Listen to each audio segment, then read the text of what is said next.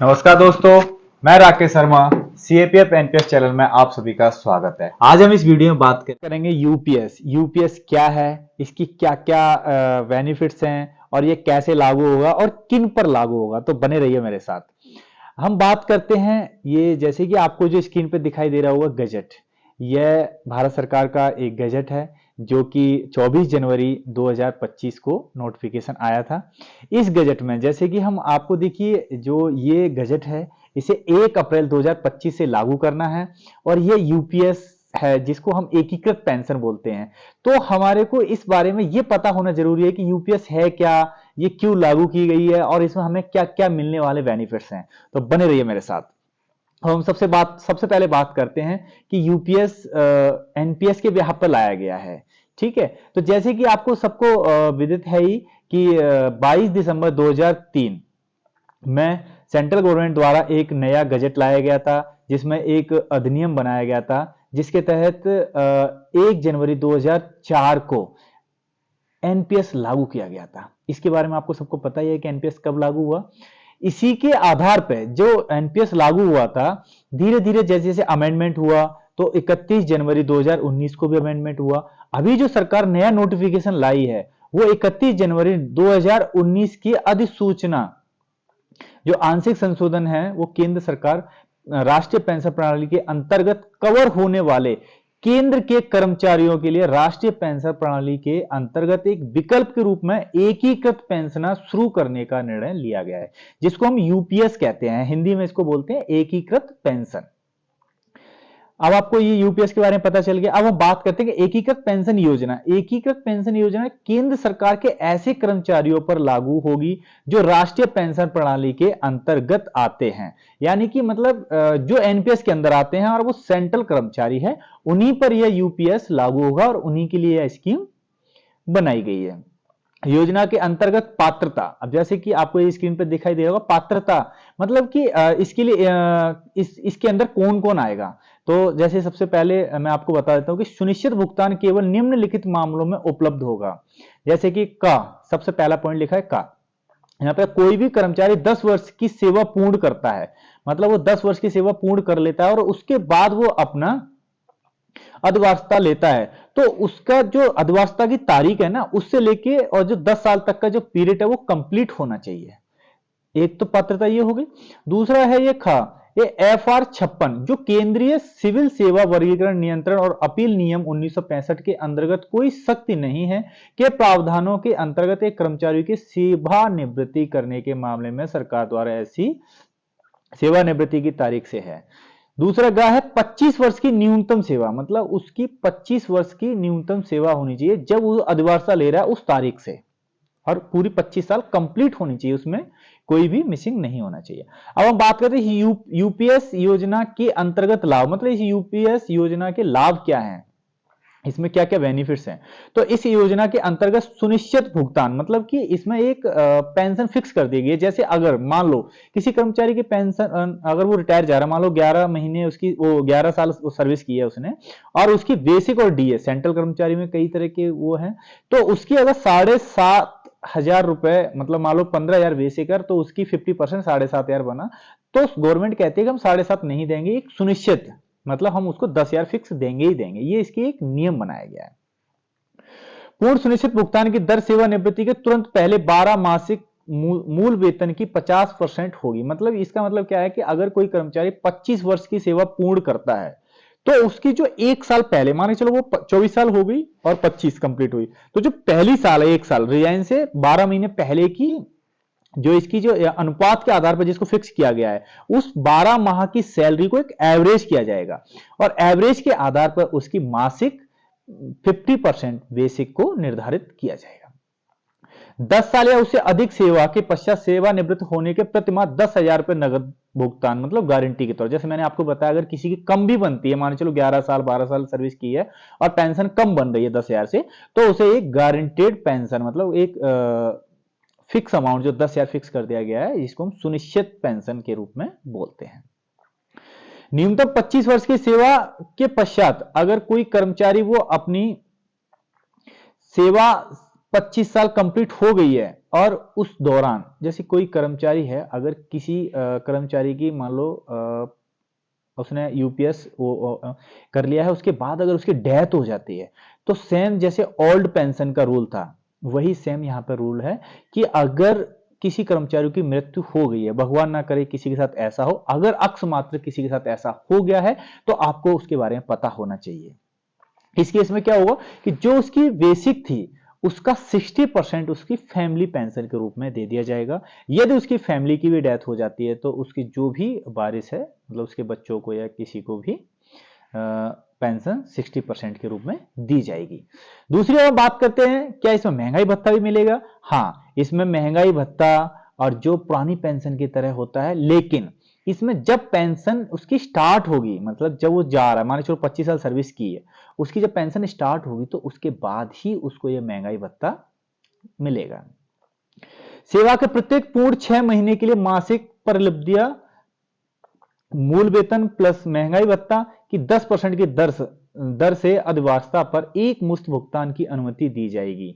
यह एक मुश्त भुगतान सुनिश्चित भुगतान की मात्रा को प्रभावित नहीं करेगा। मतलब मेरा कहने का मतलब यह है कि जो इसमें एक मुश्त कुछ जो मिलेगा, जिसको हम 10% के रूप में, मैं आपको इसको आगे समझाऊंगा कि एक मुश्त के रूप में ये पेंशन कैसे मिलेगी, जो कि हमारा 6 महीने के आधार पर निर्धारित किया गया है।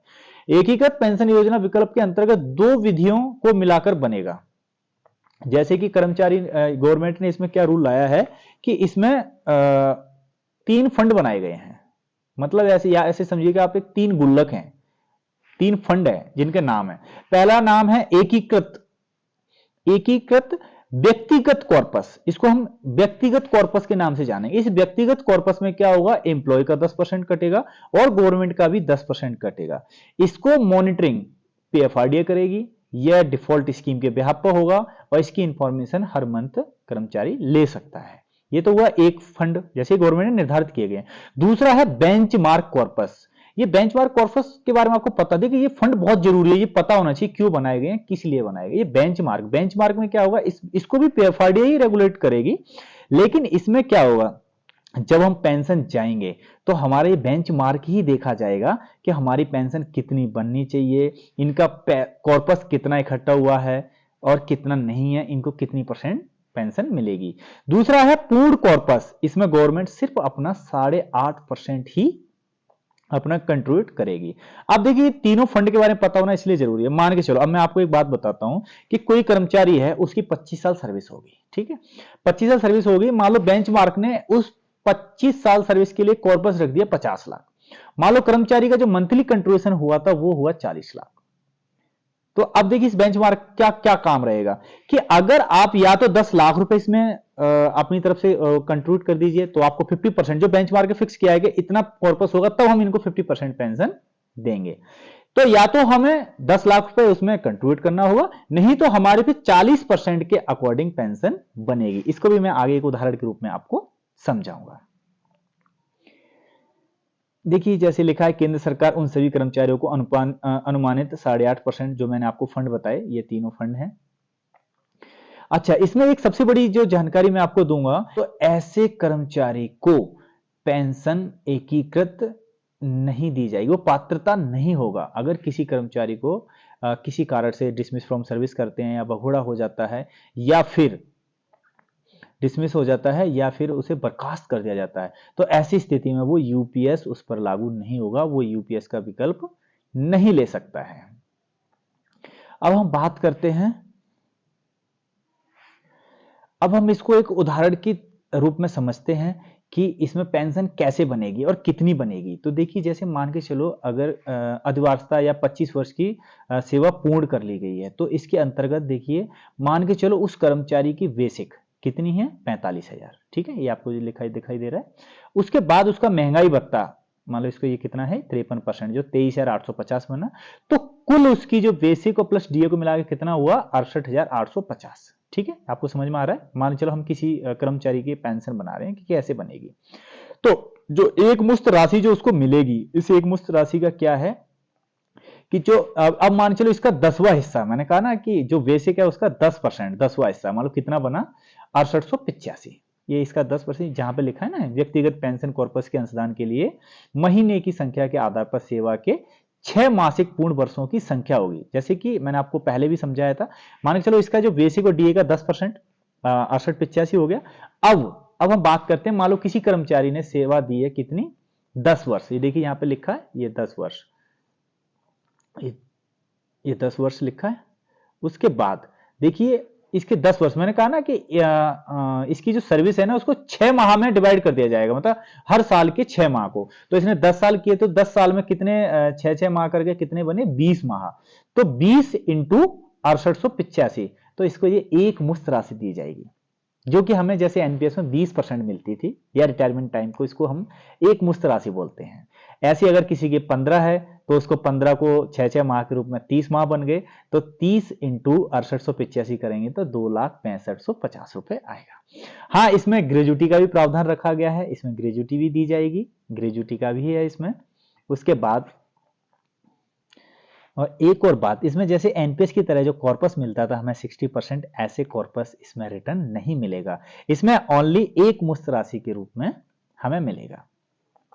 दूसरी बात मैं बता दूं कि इस पेंशन में मेरा जो पर्सनल सजेशन है, मेरा आप सभी से यही निवेदन है कि इतनी कोई जल्दबाजी नहीं है कि आपको 1 अप्रैल में ही इसे लागू करना है। पहले इसे समझिए, सोचिए कि ये है क्या, ये क्यों लागू की गई है, किस लिए इस स्कीम को लाया गया है, इसके क्या क्या बेनिफिट्स हैं। तो देखिए एनपीएस तो आपका कट रहा है, वो कट ही रहा है, ठीक है।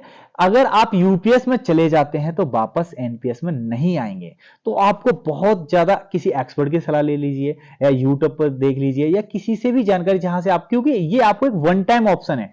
आप एनपीएस से यूपीएस में कभी भी जा सकते हैं, आपके लिए कोई टाइम बाउंड नहीं है। आप अभी ऐसी चलनी दीजिए, जब आप जाना चाहते हैं तब आप जा सकते हैं यूपीएस में या एनपीएस से पेंशन ले सकते हैं। यदि अगर आप यूपीएस में जल्दबाजी करके बिना किसी एक्सपर्ट की सलाह के अगर चले गए तो आप एनपीएस में वापस नहीं आ सकते। देखिए एनपीएस में आप एनी टाइम जाएंगे, आपको जो आपका कॉर्पस है उसका 20% मिलेगा और 80% की पेंशन मिलेगी। यूपीएस में ऐसा नहीं है। यूपीएस में आप सारी शर्तें पूरी करोगे तो ही आपको यूपीएस की एकीकृत पेंशन दी जाएगी। तो मेरा पर्सनल सजेशन है कि अभी आप जैसा चल रहा है चलने दीजिए, जल्दबाजी ना करें। फिर आपके जैसा आपका डिसीजन है, आप अपने अकॉर्डिंग अपना पर्सनल डिसीजन ले सकते हैं। ये ओनली फॉर एक सजेशन है। जैसा कि इस नोटिफिकेशन में 8 फॉर्म दिए गए हैं, जो कि आपकी देखो स्क्रीन पे दिखाई दे रहे होंगे। ये form A1, form B2, form C1, form D, form A2, form B2, form C2 और फॉर्म E। ये टोटल 8 फॉर्म है। ये 13 चैप्टरों में इसे डिवाइड किया गया है। ये फॉर्म कौन सा कब भरना है, किस कर्मचारी को कौन सा फॉर्म भरना है, इस फॉर्म्स पे भी मैं एक नई वीडियो जल्दी ही लेने वाला हूं। इस यूपीएस से रिलेटेड अगर किसी भी कर्मचारी की कोई क्वेरी है या फिर किसी के कोई डाउट्स रह जाता है, आप हमें कमेंट्स बॉक्स में मैसेज करके आप अपना क्वेरी को पूरी कर सकते हैं या फिर हमारे दिए गए नंबर पर आप हमसे सजेशन ले सकते हैं। थैंक यू, धन्यवाद।